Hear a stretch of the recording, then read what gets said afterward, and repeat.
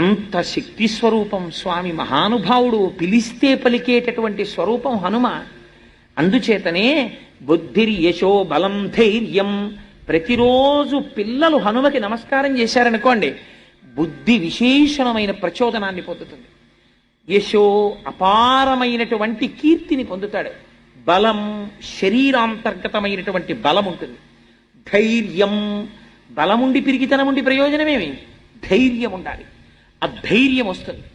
బ్రాహ్మణుడికి పిరిగితనం ఉండడం శ్రీరామరక్ష ఒక రకంగా. ఎందుకో తెలుసా అండి, వాడికి కానీ తెంపరితనం వచ్చేసింది అనుకోండి బ్రాహ్మణుడికి, చాలా ప్రమాదం వచ్చి. అందుకే పురాణాల్లో పాడైపోయిన వాడి గురించి ఉదాహరణ చెప్పవలసి వస్తే బ్రాహ్మణే చెప్తారు. గుణనిధి మొదలైన వాడి ఎక్స్ట్రీమ్స్, వాడు ఉద్ధరించిన వాడే పతనమైపోయినా వాడే, రెండు వైపులా. పట్టకూడని వాడు బాణం పట్టాడు అనుకోండి, ద్రోణాచార్యుల వారు ధనస్సు పట్టారనుకోండి, దారుణంగా చంపేశాడు. అందుకే కృష్ణుడు పాపం లేదురా అశ్వత్థామహత